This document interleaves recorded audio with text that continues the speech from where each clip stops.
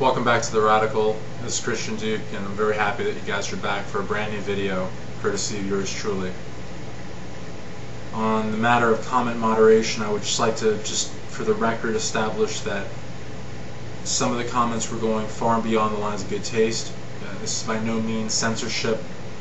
9 out of 10 comments that are left will get published, but videos that come from the street urchin trash from Alachua, or they come from the pro-Michael Vick camp, or they come from camps where people are singled out and people are insulted, or people are singled out and rumors, frivolous rumors are started on them. These comments will not be published. I've already rejected several, I would say well over 12.5 comments that go as large as half a page, and I ask myself, what are these people thinking? I mean, do they really think I'm going to publish this comment?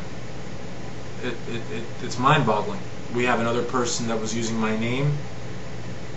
Initially, I'll admit, I thought I had been hacked, and then I realized that no, in fact, they were just using my name as a hyperlink, and in fact, they hadn't hacked into anything. I contacted blogger.com, and that account is being looked at. So there have just been a variety of reasons why comment moderation had to be put into place. I'm very happy that because of the taser video that's gone to get over 110,000 views, which is unheard of, that I've received all sorts of new audiences to the Radical, and we have people from all over the world now that are contacting us, and it only adds credibility to what I will hopefully, to what will hopefully be a blog that goes on for 5, 10, 15 years. I have absolutely no interest in closing shop. At the end of this year, I will sort of delve more into real politics and sort of leave SG behind, not because I don't think SG is important, but I think that the SG Observer is coming more into its own, and in time other blogs will come out, and SG blogging is by no means dead, and it should never die. It's probably the only real sort of forum, the only real accountability that the members of student government have. I mean, the independent Florida Alligator is very much in the hip pocket of Bernie Manchin, and very much in the hip pocket of Florida Blue Key, and even though a lot of people would probably disagree with me on this, and disagree with me most vehemently, I believe the Greek community, the same Greek community that the Alligator tends to bash, is also somewhat subservient to it. I think the Greek community, the student body president, and the university president wield much more control over the Alligator than a lot of independents are willing to give credit for. So I think between the blogs, the Gainesville Sun, and protests like the one held against UPD, these will be the new agents of communication and the new agents of change at UF. I believe it will be a long time until we see the independent Florida Alligator endorse an independent candidate again, and I think it will be a long time before the independent community at UF can actually trust the Florida Alligator, because I think that those days are long gone.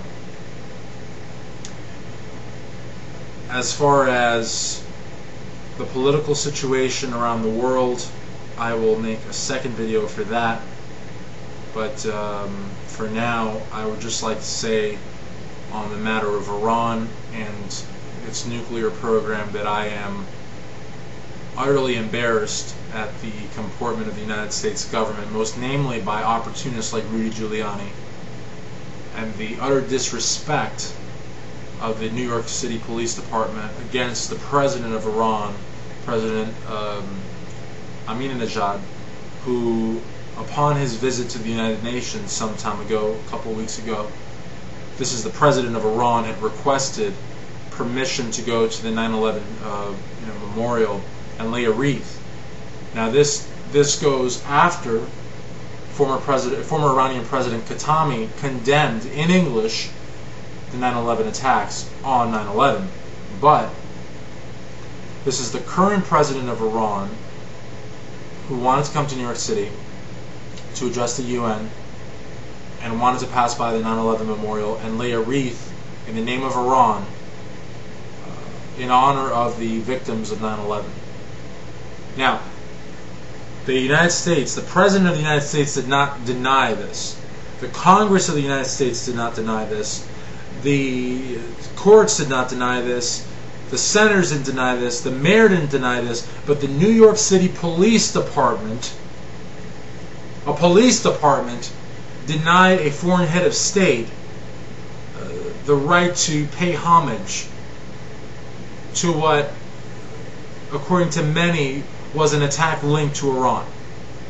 So we're not dealing with a hostile nation. Iran is not a hostile nation. It may very well be a hostile nation to Israel, but it's not really a hostile nation to America. Like Ron Paul, presidential candidate for the Republican Party, has said on numerous occasions, this country has, in a very real way, looked to manipulate and looked to destabilize the Iranian government since the removal of the Shah in 1979.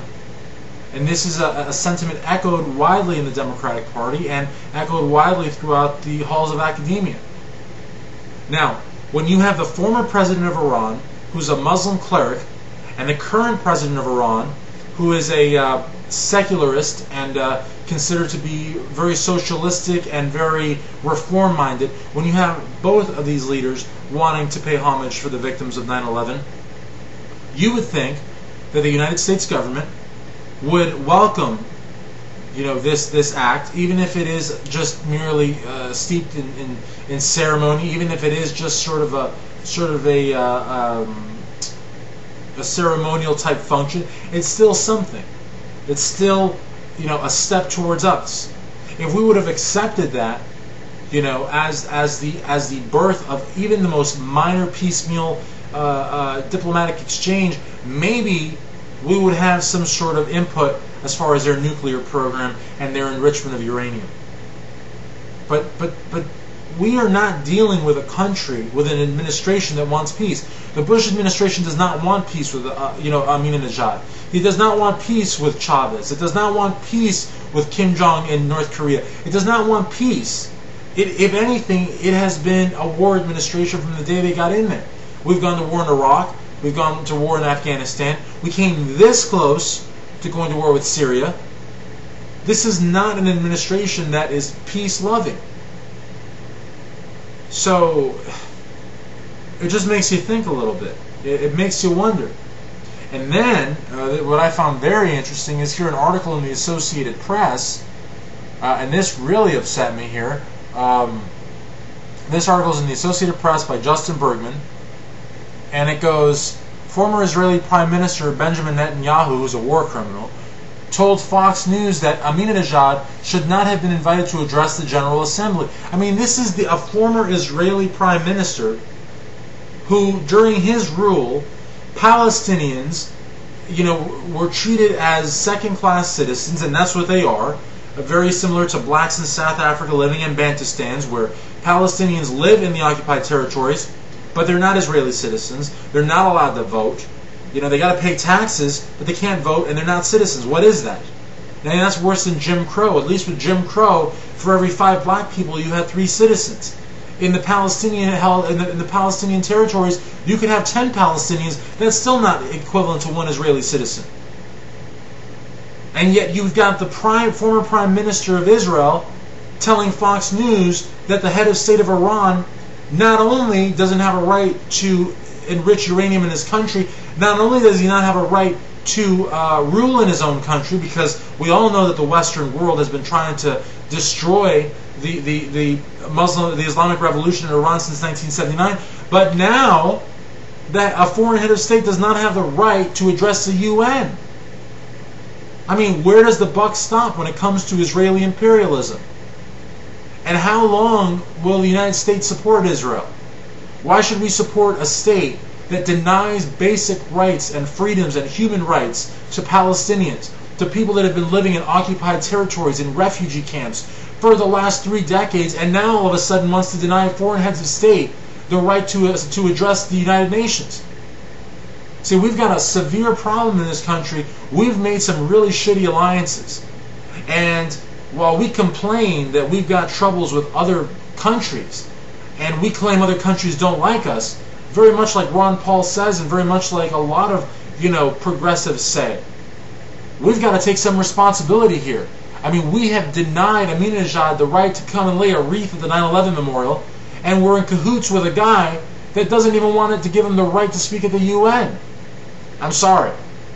We've got some real problems here, and they don't all hinge on Al-Qaeda.